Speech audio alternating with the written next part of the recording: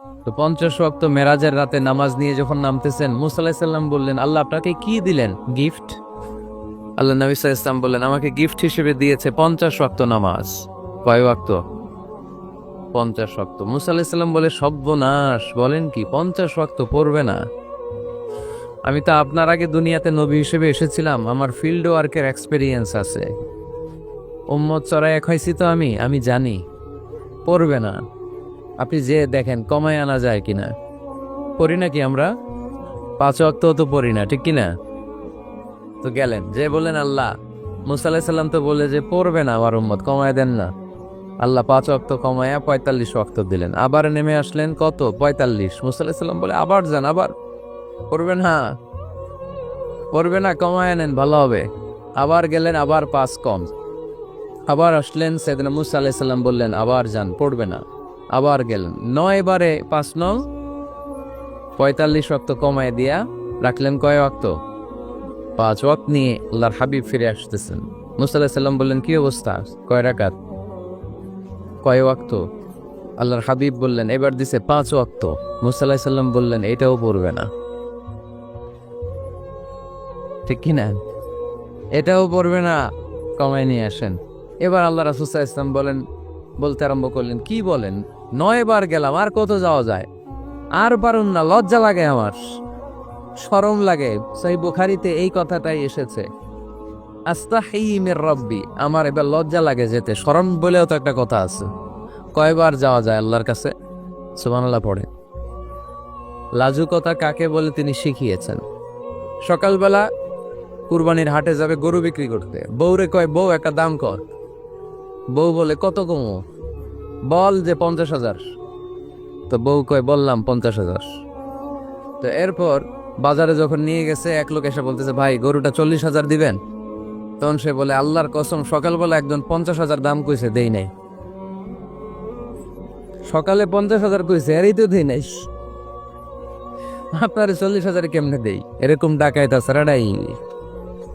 আল্লাহ রাসূল সাল্লাল্লাহু আলাইহি ওয়াসাল্লাম মদিনার খেজুরের বাগান বাজার পরিদর্শনে গেলেন। যে খেজুরের স্তূপ দেখে আল্লাহ রাসূল সাল্লাল্লাহু আলাইহি ওয়াসাল্লাম খেজুরের স্তূপে হাত ঢুকাইয়া দিলেন। ঢুকাইয়া দেওয়ার পরে তিনি দেখলেন পানি, ভিতরে কি? আর উপরে শুকনা খেজুর। আল্লাহর হাবিব বললেন, ভিতরে পানি, উপরে শুকনা কেন? কয়, বৃষ্টি হয়েছে। স্যার, বৃষ্টি হইলে তো সব জায়গায় পানির সয়লাভ থাকবে।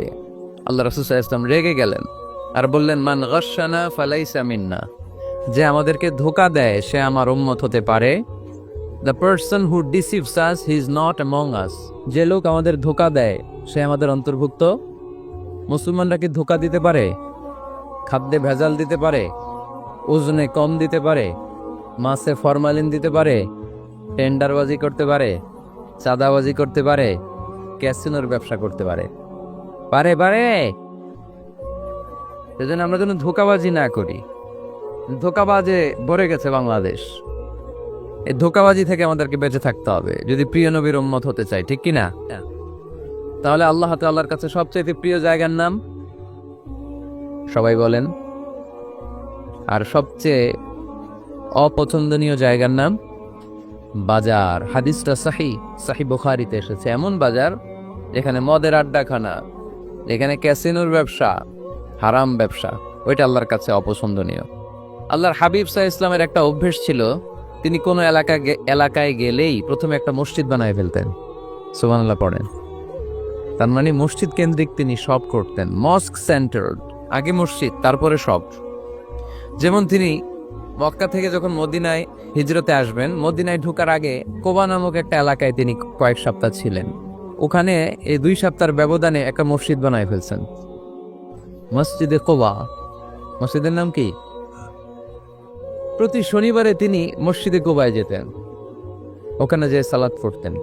এবং আল্লাহর হাবিব বলেছেন, কেউ যদি, আপনারা যখন মদিনা শরীফে যাবেন, শনিবারে যদি কেউ সকালবেলা আপনারা যে কোবা মসজিদে যে অজু করে, ঘর থেকে অজু করে যে 2 রাকাত সালাত পড়েন, তাহলে ওমরা করলে, একটা মাকবুল ওমরা করলে যেই সওয়াব, ওই সওয়াব আল্লাহ আমলনামায় দিয়ে দিবেন। কোবা থেকে তিনি মাইগ্রেট করলেন মদিনায়। মদিনাতে যেও তিনি একটা মসজিদ প্রতিষ্ঠা করলেন। মসজিদটার নাম সবাই বলেন, মসজিদে নববী। আল্লাহ রাসূল সাল্লাল্লাহু আলাইহি ওয়াসাল্লাম খুব চমৎকার লোকেশন বাছাই করতে পারতেন। লোকেশন তিনি দেখলেন কোথায় করলে ভালো হয়, কোথায় কোথায় কোথায়, খুঁজতে খুঁজতে এমন জায়গাটা পছন্দ হলো, সেখানে ছিল পুরাতন খেজুরের বাগান, ধ্বংসাবশেষ, আর ছিল মুশরিকদের কবর। আল্লাহর হাবিব বললেন, মুশরিকদের কবরগুলোরে হাড্ডি আর কঙ্কাল সহ উঠায় ফেলে, উঠায় আরেক জায়গায় দাফন করো। সুবহানাল্লাহ পড়েন। খেজুর গাছগুলো কেটে সমান করো, ধ্বংসাবশেষ ভেঙে মাটির সাথে গুড়িয়ে দাও, এখানে হবে আমার মসজিদ। স্থাপিত হলো মসজিদে নববী। সুবহানাল্লাহ পড়েন। এখানেই 10 বছর বিষ্ণু ইসলাম ইমাম ছিলেন, খতিব ছিলেন। এজন্য যারা ইমাম, যারা খতিব, তাদের অনেক দায়িত্ব। তারা বিষ্ণু ইসলামের রেখে যাওয়া দায়িত্ব পালন করছে। আল্লাহর হাবিবের যে চাকরি ছিল, ইমাম সাহেবদের একই চাকরি। আল্লাহর হাবিবের যে দায়িত্ব ছিল, ইমাম সাহেবদের একই দায়িত্ব, কিন্তু তাদের বেতনটা বড্ড কম এদেশে, তাই না? আহা, সামান্য কিছু বেতন দিয়ে ইমাম মুয়াজ্জিনদেরকে আমরা বাকি, এটা ঠিক না। এজন্য টাঙ্গাইলবাসীদেরকে আমি প্রথম যে মেসেজটা দিতে চাই, ইমাম মুয়াজ্জিন আর খাদেমদের বেতন বাড়ায় দেন। আপনার বেতন বাড়ায় দিবে কে? সভাপতি সাহেব, সেক্রেটারি সাহেব, ক্যাশিয়ার সাহেব, বেতন বাড়ান, ওনাদের বেতন বাড়ায় দেন। আপনাদের জীবনে বরকত দিবে কে? ইমাম মানে নেতা। ইমাম মানে কি? নেতার সাথে যদি আমরা খারাপ আচরণ করি, এটা আমাদের জাতির জন্য কখনোই কোনোভাবে কল্যাণকর হতে পারে না। আল্লাহর হাবিব সাল্লাল্লাহু আলাইহি ওয়াসাল্লাম নিজ হাতে মসজিদ তৈরি করলেন। আমাদের মতো টাইলস আর এয়ার কন্ডিশনের মসজিদ, মসজিদে নববী না, এরকম ছিল না। বালুর ফ্লোর। কিসের ফ্লোর? ছাদ ছিল খেজুর পাতার ছাউনি। বৃষ্টি হলে ওই বালুর মধ্যে কাদামাটি হয়ে যেত, আর ওই কাদামাটিতেই দাঁড়িয়ে নামাজ পড়তেন মুহাম্মদ সাল্লাল্লাহু আলাইহি ওয়াসাল্লাম। সাহাবারা বলতেন, আল্লাহর হাবিব যখন নামাজ পড়ে আমাদের দিকে তাকাতেন, রাআইতু আসারা তিনি ফি জাবহাতিহি, আমরা রাসূলের নাকে এবং কপালে দেখতাম কাদার মাটি মিশে আছে। আল্লাহর হাবিব যখন মুসল্লিদের দিকে তাকাতেন, দেখতেন প্রতিটা মুসল্লি সাহাবীর নাকে আর কপালে কাদার মাটি মিশে আছে। তার মানে আমার নবীর বানানো মসজিদ ছিল কাঁচা, কিন্তু মুসল্লি ছিল পাকা। আমাদের মসজিদগুলো পাকা, কিন্তু মুসল্লিরা কাঁচা। পাকা মুসল্লি হইতে হবে, মসজিদকে আবাদ করতে হবে। কি করতে হবে? আওয়াজ করে বলেন, কি করতে হবে? আমরা মিলে, সবাই মিলে যেন মসজিদকে আবাদ করি, আমরা যেন মসজিদ নির্মাণ করি, সবাই যেন মসজিদ আবাদে অংশগ্রহণ করে। এজন্য আল্লাহ বললেন, ইন্নামা ইয়া'মুরু মাসাজিদাল্লাহি মান আমানা বিল্লাহি ওয়াল ইয়াউমিল আখির ওয়া আকামাস সালাতা ওয়া আতাজ যাকাতা ওয়া লাম ইয়াখশা ইল্লাল্লাহ فعسى أولئك أن يكونوا من المهتدين। সুবহানাল্লাহ পড়ে। নিশ্চয়ই মসজিদ আবাদ করে তারা যারা আল্লাহয় বিশ্বাস করে, আখিরাতে বিশ্বাস করে, সালাত কায়েম করে, যাকাত আদায় করে, আল্লাহ ছাড়া কাউরে ভয় পায় না, এই 5টা কাজ যারা দুনিয়ার বুকে করে, তারাই হলো আল্লাহর জমিনে মসজিদের আবাদকারী। ঠিক কি না? ফাআসা উলাইকা আন ইয়াকুনু মিনাল মুহতাদিন, আশা করা যায় এরাই হলো হেদায়েত প্রাপ্তদের অন্তর্ভুক্ত। সুবহানাল্লাহ পড়ে। এদের কাছে আল্লাহর হেদায়েত আছে। 5টা গুণ আর কোয়ালিটিস থাকবে যারা মসজিদের আবাদ করবে। 1 নম্বর গুণ, মসজিদের আবাদকারী যারা হবে তারা বিশ্বাস করবে একজনকে, তিনি কে। আবার তাদের 2 নম্বর গুণ, তারা আখিরাতে বিশ্বাস করবে। মসজিদ যারা আবাদ করবে তাদের 3 নম্বর গুণ, তারা মসজিদে যে জামাতে সালাত আদায় করবে। ঠিক কিনা? মসজিদ আবাদ করে কিন্তু মসজিদে যায় না, এরকম আসারা নাই। মসজিদের সভাপতি যায় না, মসজিদের সেক্রেটারি যায় না, ক্যাশিয়ার যায় না, আসারা নাই। তো এটা কি আবাদ করলেন আপনি? আপনি সভাপতি, আপনার তো আরো আগে যাওয়া দরকার। যাবেন মসজিদে, আপনি সেক্রেটারি, আপনি যাবেন মসজিদে, যাবেন যে নামাজ পড়ুন। আপনি ক্যাশিয়ার, কোষাধ্যক্ষ, যান না কেন আপনি মসজিদে? আপনি যদি মসজিদ আবাদকারী হতে চান, রব্বে কারিমের খাতায় মসজিদ আবাদকারীদের সাথে নিজের নামটা টুকে নিতে চান, তাহলে মসজিদে যান। ঠিক কিনা? এজন্য আল্লাহ বললেন, মসজিদ আবাদকারী তারা যারা আল্লাহর উপর ঈমান আনে, আখিরাতের প্রতি ঈমান আনে, তারা মসজিদে যায়, মসজিদে যে সালাত কায়েম করে। কি করে? সালাতে কায়েম করো, ও সালাতে কায়েম করো, হবে সম্মানী তুমি, হবে জান্নাতি তুমি, হবে সম্মানী তুমি, হবে জান্নাতি তুমি। দিবে কাল হাসরে শীতল ছায়া, আরো সে আজিহিম, রব্বিয়াল আলা, রব্বিয়াল আযীম, রব্বিয়াল আলা, রব্বিয়াল আযীম। সুবহানাল্লাহ পড়ে। আউয়ালু মা ইউহাসাবু বিহিল আবদু ইয়াউমাল কিয়ামাতি আস-সালাত। কিয়ামতের দিন সর্বপ্রথম যে জিনিসটার হিসাব আল্লাহ নেবেন সেটা কি? সালাত। কুরবানির গোশতের সাথে যেটা খায়, তাই না? সালাত মানে নামাজ। এই নামাজের হিসেবটা সর্বপ্রথম আমাদের কাছ থেকে চাইবে কে? আপনার আমলনামার এই হিসেব যদি আপনার জন্য কিয়ামতের দিন সহজ হয়ে যায়, পুরো আমলনামাটারে সহজ করে দিবে কে? আর এই সালাতের হিসাবে যদি গন্ডগোল লাগে, সব গন্ডগোল লাগায় দিবে কে? এজন্য আল্লাহ বললেন, মসজিদের আবাদকারী তারা যারা আমার উপরে বিশ্বাস রাখে, আখিরাতে বিশ্বাস রাখে, সালাত কায়েম করে, যাকাত আদায় করে, আল্লাহ ছাড়া কাউকে তারা ভয় পায় না। ওয়ালাম ইয়াখশা ইল্লাল্লাহ, আল্লাহ ছাড়া কাউকে তারা ভয় পায় না। তাদের হৃদয়ে ভয় থাকে একজনের, তিনি কে? ফাআসা উলাইকা আন ইয়াকুনু মিনাল মুহতাদিন। আশা করা যায় তারাই হেদায়েত প্রাপ্তদের অন্তর্ভুক্ত। ঠিক কি না? কথাটা কার? এখন আমরা মসজিদের আবাদকারী হতে চাই কি চাই না? এই 4-5 জন চান? সবাই মসজিদের আবাদকারী হতে চাই কি চাই না? তাহলে 5টা কাজ করতে হবে। আল্লাহর উপর বিশ্বাস, আখিরাতে বিশ্বাস, মসজিদে যে সালাত আদায়, যাকাত আদায়, আর হৃদয়ে আল্লাহর ভয় ছাড়া আর কারো কোনো ভয় থাকতে পারবে না। সাউন্ড নাই ওইখানে? মাইকম্যান কই? কি নাম তোমার মাইকের দেখি? সুরেলা। নাই কোনো সুর তোমার মাইকে, নাম দিছে সুরেলা। মতিঝিলে মতি নাই, আছে শুধু জিল। সোনার গায়ে সোনা নাই, আছে শুধু বিল। তোমার মাইকে সুর নাই, নাম দিছো সুরেলা। সুর দাও, এদিকে একটু সুর দিয়ে দাও, একটু সাউন্ড দিয়ে দাও, একটু স্ট্রং করে দাও। সুরেলা, সুন্দর নাম দিছো তুমি। আমার নবীর কণ্ঠ ছিল বড় সুরেলা, ঠিক কি না? রাসূল সাল্লাল্লাহু আলাইহি ওয়াসাল্লামের কণ্ঠের তেলাওয়াত শুনে কাফের মুশরিকগুলো পাগল হয়ে যেত, অস্থির হয়ে যেত, এত সুন্দর কণ্ঠ কি করে হয়। এবং রাতের বেলা লুকিয়ে লুকিয়ে আল্লাহর হাবিবের তেলাওয়াত শুনতে যেত। সুবহানাল্লাহ পড়বেন না? হয়েছে? সুরেলা হয়েছে? হয়েছে, আলহামদুলিল্লাহ। তাহলে আমরা সবাই মসজিদ আবাদ করতে চাই। টাঙ্গাইলের ভাইরা আজকে আমাকে বললো যে মসজিদ নাকি আজকে আপনারা আবাদ করবেন। রাজি আছেন তো সবাই?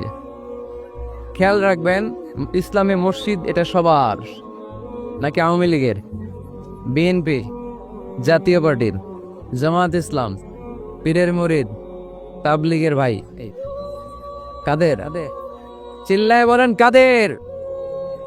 অনেক জায়গায় দেখেন মসজিদ বানায় আহলে হাদিস জামে মসজিদ। কেন আহলে হাদিস জামে মসজিদ হবে কেন? আবার অনেক জায়গায় হানাফি জামে মসজিদ। কেন? সমস্যা কি আপনাদের? ভাগ করেন কেন? আল্লাহ রাসূল আসছে মিলাইতে, আমরা খালি কোপায়া কোপায়া ভাগ করে দেই না। ভাগ করবেন না, সবাই রে সব মসজিদে ঢুকতে দিবেন। আহলে হাদিসের ভাইরা হানাফি ভাইদের সাথে মসজিদে সালাত পড়বে। হানাফি মাযহাব যারা মানে তারা আহলে হাদিসের ভাইদের সাথে সালাত আদায় করবে। ঠেলাঠেলি আছে? কাবা ঘরের সামনে কেউ এইভাবে বুকে বাঁধে, আল্লাহু আকবার, এইভাবে দেখছেন না? কেউ এইভাবে, আবার হানাফিরা এইভাবে। মালিকিদের কিছু লোক আছে এরা বাঁধেই না, এমনি ছেড়ে রাখছে। কি করবি কর, বাঁধনো না এইভাবে। হ্যাঁ করে কিছু করারও নাই, এরা ছেড়ে দিয়ে নামাজ করে। তো আল্লাহর ঘর এখানে, প্রতিটা নবীর পদ ধুলি লেগেছে যেই মাক্কায়, প্রিয় হাবিবের শ্বাস প্রশ্বাস এখনো মিশে আছে এই কাবা ঘরে। আল্লাহর ঘর কাবা বাইতুল্লাহ, ওখানে দাঁড়িয়ে কেউ এখানে, কেউ এখানে, কেউ এখানে, কেউ বাদেই না। কেউ আমিন জোরে, কেউ আসতে। কোনো ঠেলাঠেলি আছে? তো বাংলাদেশে ঠেলাঠেলিটা আনলো কে? কেন এই ঠেলাঠেলিটা করেন? কথা কি বুঝেন? ঠেলাঠেলির দিন শেষ, ঐক্য গড়ার বাংলাদেশ। চিল্লায় বলো ঠিক কিনা? আমরা ঐক্য চাই, অনেক ভুল বোঝানো হয়েছে আমাদেরকে, অনেক ন্যারো মাইন্ডেড বানিয়ে রাখা হয়েছে। সংকীর্ণতার দিন শেষ, পরিবর্তন হতে শুরু করেছে। মানুষ এখন অনেক চালাক। জনগণের ধোকা দেওয়া, তাওহীদপন্থী মুসলমানদের গোজামিল দিয়ে বুঝ দেওয়ার দিন শেষ। ধরে বলেন ঠিক কিনা? যেটা বলবেন কোরআন সুন্নাহর আলোকে বলবেন। ইসলাম এসেছে মিলানোর জন্য, তা আপনি পিস পিস করেন কেন? আল্লাহ আপনার পিস পিস করে ফেলবে। সবাই ভাই ভাই, মসজিদ সবার। ৬০ জন খ্রিস্টান পাদ্রী নাজরান থেকে এসেছে আল্লাহর হাবিবের সাথে দেখা করতে। জায়গা নাই, কই বসতে দিবে? কোনো জায়গা না পেয়ে ৬০ জন খ্রিস্টানের জন্য আল্লাহর হাবিব সাল্লাল্লাহু আলাইহি ওয়াসাল্লাম মসজিদে নববীর দরজা খুলে দিয়ে খ্রিস্টানদেরকে মসজিদে ঢুকতে দিয়েছেন। মসজিদে নববীতে খ্রিস্টান ঢুকতে পারে, আর আমাদের আহলে হাদিস মসজিদে হানাফি বাইরে ঢুকতে পারে না। হানাফি ভাইদের মসজিদে আহলে হাদিসের বাইরে ঢুকতে পারে না। এটা আপনি পেয়েছেন কোথায়? কেন করেন এগুলো? বাদ দিয়ে দেন। আমরা সবাই এক। চিল্লায় বলেন ঠিক কিনা? আপনারা কি ঐক্য চান নাকি কিলাকিলি করবেন?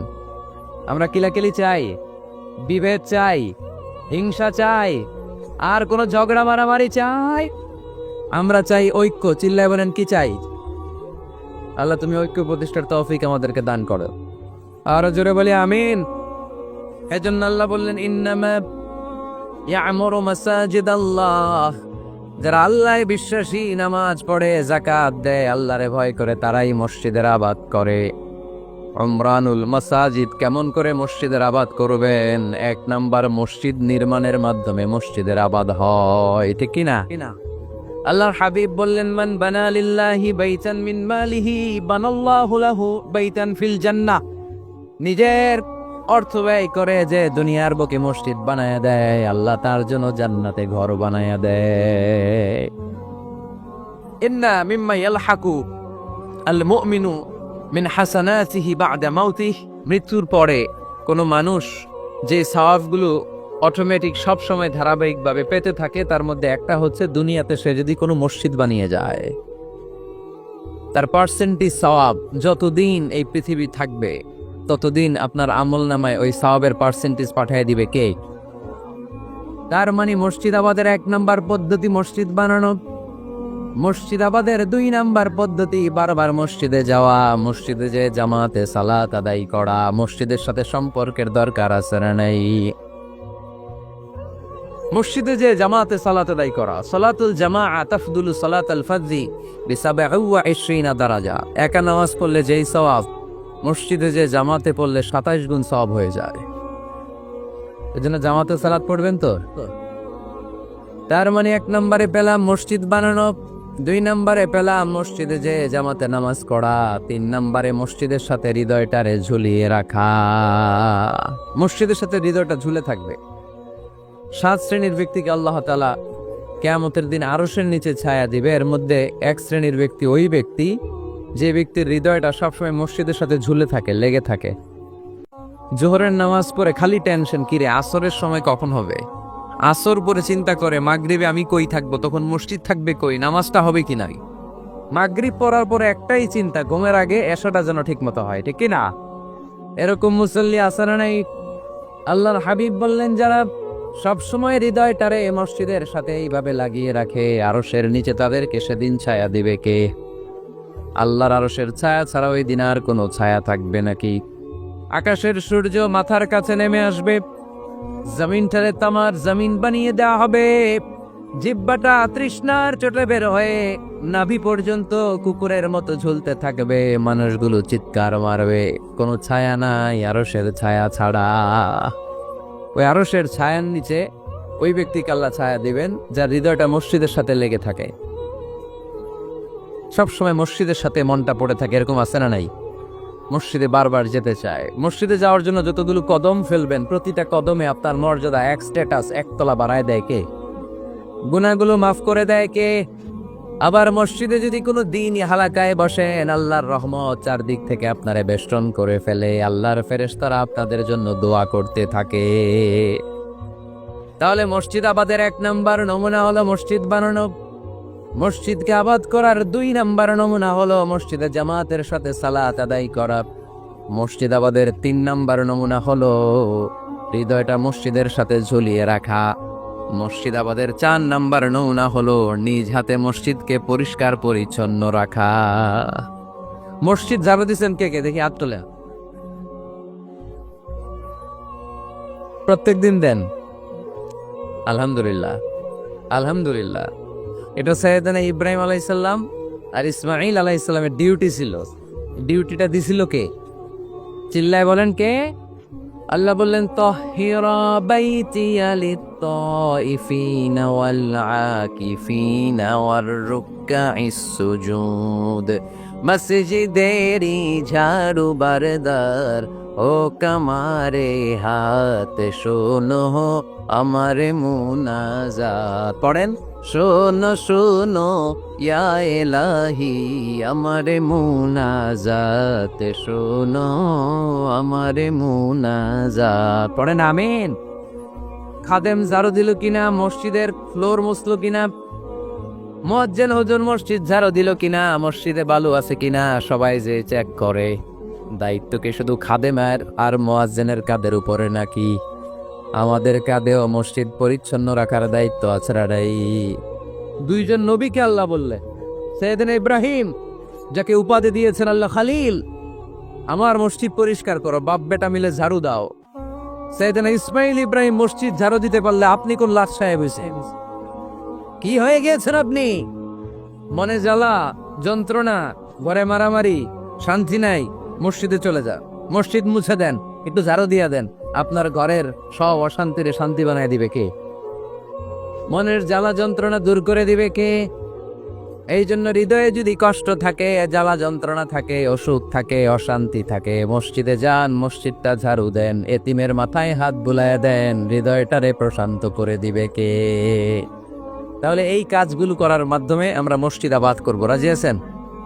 আপনাদের টাঙ্গাইল জেলায় সবচেয়ে বড় মসজিদ কোনটা?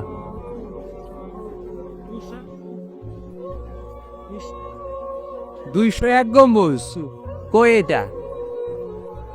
গোপালপুর। ঝাওয়াই গোপালপুর। কে করছে এটা? কে বানাইছে? ও, ইসলামিক ফাউন্ডেশনের কর্মকর্তা রফিকুল ইসলাম। কি করে? বেঁচে আছে? আজকের এই মাহফিলের পক্ষ থেকে ওনাকে জানাই সশ্রদ্ধ সালাম। যাব ইনশাআল্লাহ। তো এরকম ভালো ভালো মসজিদ, সুন্দর মসজিদ বাংলাদেশে হোক, আমরা চাই না? সবাই চান? তো চাই, আওয়াজটা এতটুকুর। এরকম সুন্দর মসজিদ এদেশে আরো নির্মিত হোক, চাই কি চাই না? মসজিদে আমরা যাব, মসজিদে আমরা আবাদ করব। মসজিদ নিয়ে আজকে অনেক কথা আছে, কেউ উঠবেন না। মজার কথাগুলো শেষে রেখে দিছি, যারা উঠবেন এদের মিস। উঠবেন না, বসেন। মসজিদে যে আমরা যাব, কিছু আদব মেনটেন করে যেতে হবে, ঠিক কিনা? অজু ছাড়া ঢোকা যাবে? অজু নিয়ে ঢোকার দরকার আছে না নাই? আবার আল্লাহ বললেন ইয়া বানি আদম খুযু যিনাতাকুম ইনদা কুল্লি মাসজিদ। ও বানি আদম, মসজিদে যখন নামাজ পড়তে যাও সবচেয়ে ভালো কাপড়গুলো গায়ে দিয়ে যাও। আদেশটা কার? কিন্তু আমরা যখন মসজিদে ঢুকি সবচেয়ে সিরা পাড়াটা পয়রা ঢুকি, আসরে নাই পুরান দুরান সিরা পাড়া, যেটা আর চলে না ওইটা গায়ে দিয়া যায়। আর বিয়ের অনুষ্ঠানে সুন্নতে খাতনা, পহেলা বৈশাখ, এসো হে বৈশাখ তোমারে আদর করি, 31st নাইটে যখন প্রোগ্রামে যাই, বিশ্ব ভালোবাসা দিবসে যখন ভালোবাসা করতে যাই, তখন সুন্দর সুন্দর পাঞ্জাবি আছে না নাই? তখন নতুন জামা। বিশ্ব ভালোবাসা দিবস আসতেছে, এটা কি দিবস? বেহায়া দিবস। আহা, আমার কিশোরগঞ্জে মাহফিল ছিল গত বছরে ভালোবাসা দিবসের দিন।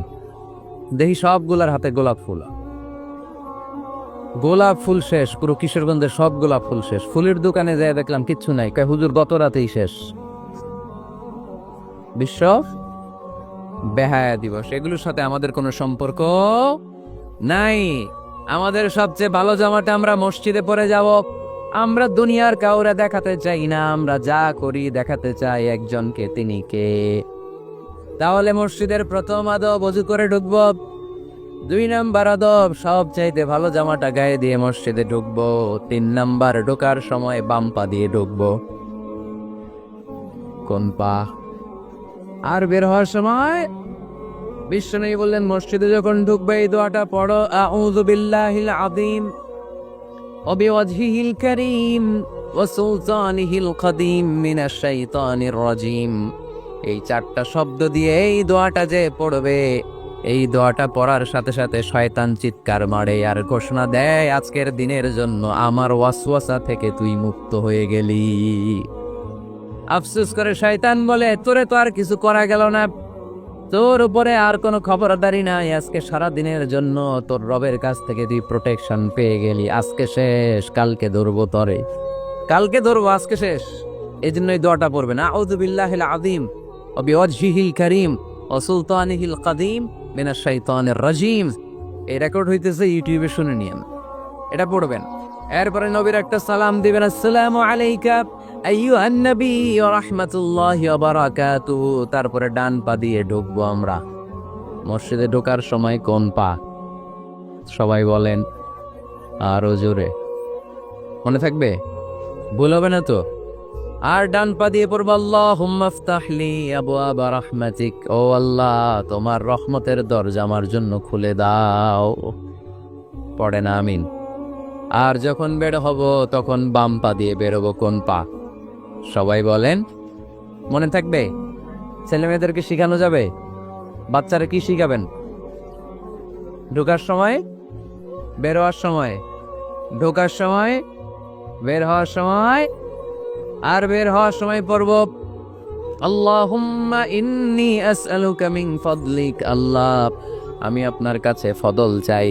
ঢোকার সময় রহমত চাই, বের হওয়ার সময় ফদল। ফদল মানে রিজিক। রিজিক কি মসজিদে থাকে না মসজিদের বাইরে? এজন্য আল্লাহ বলেন, ফাইযা কুদিয়াতিস সালাতু ফান্তাশিরু ফিল আরদি ওয়াবতাগু মিন ফাদলিল্লাহ ওয়াযকুরুল্লাহা কাসীরান লাআল্লাকুম তুফলিহুন। যখন সালাত শেষ হয়ে যায়, জমিনের মধ্যে ছড়িয়ে পড়ো, জমিনে কাজ কর্ম শুরু করে দাও, কর্মচাঞ্চল্যতা দিয়ে জমিনটাকে ভরে তোলো, আর আল্লাহর কাছে ফদল চাও, রিজিক চাও। রিজিকের মালিককে। তাহলে মসজিদে কি পাওয়া যায়? রহমত। ওই একজনকে রিজিক না, রহমত। মসজিদে কি পাওয়া যায়? সবাই বলেন, এটাকে ক্লাস মনে করবেন, তাহলে খেয়াল থাকবে। মসজিদের ভিতরে কি পাওয়া যায়? আর বাইরে পাওয়া যায় রিজিক। চিল্লায় বলেন, বাইরে কি পাওয়া যায়? এজন্য ঢোকার সময় রহমত চাবো, বের হওয়ার সময় রিজিক চাবো। ঢোকার সময় ডান পা, বের হওয়ার সময়, মনে থাকবে? আর মসজিদে ঢুকেই 2 রাকাত, ঢুকেই 2 রাকাত। দুখুলুল মসজিদ, তাহিয়াতুল মসজিদ, তাহিয়াতুল উযু, যেই নামলেন, ওযু করলেই, মসজিদে ঢুকলেই, মনে থাকবে? বলে যাবেন তো আপনারা, খেয়াল থাকবে? মসজিদে ঢুকলেই 2 রাকাত পড়তেন বিশ্বনবী মুহাম্মদ সাল্লাল্লাহু। বিশ্বনবী জুমার খুতবা দিচ্ছেন, হঠাৎ এক সাহাবী খুতবা চলাকালীন সময়ে মসজিদে ঢুকেই বসে পড়লেন। বিশ্বনবী বললেন, দাঁড়াও। নিজের খুতবা বন্ধ করে দিয়ে সাহাবীরে বললেন, দাঁড়াও, 2 রাকাত পড়েছ নাকি? সাহাবী বলে, পড়ি নাই। বিশ্বনবী বললেন, তাড়াতাড়ি করে চটজলদি করে 2 রাকাত পড়ে নাও। খুতবা, জুমার খুতবা চলতেছে, খুতবা থামিয়ে দিয়ে খুতবার নিরবিচ্ছিন্নতাকে ভঙ্গ করে আল্লাহর হাবিব সাল্লাল্লাহু আলাইহি ওয়াসাল্লাম 2 রাকাত পড়তে বললেন। এটা খুবই জরুরি, পড়বেন, খুতবা চলাকালীনও পড়বেন। যদিও আমাদের দেশের অনেক জায়গায় এটার সুযোগ দেয় না, বলে যে লাল বাতি জ্বলন্ত অবস্থায় নামাজ পড়া নিষেধ, নিজেরা বানাইছে এই নিষেধ। তো পড়তে না দিলে বারান্দায় পড়ে, যেহেতু খুতবা শোনারও গুরুত্ব আছে। হানাফি মাযহাবে খুতবাটারে ওয়াজিব বলে, খুব গুরুত্ব দেয়। এজন্য বলে যে এটা বেশি গুরুত্বপূর্ণ এই নামাজের চেয়ে। এটা হচ্ছে ওনাদের দলিল, কিন্তু ওই দলিলটা বেশি শক্তিশালী যে মসজিদে ঢুকেই 2 রাকাত পড়তে হয়, ঠিক কিনা?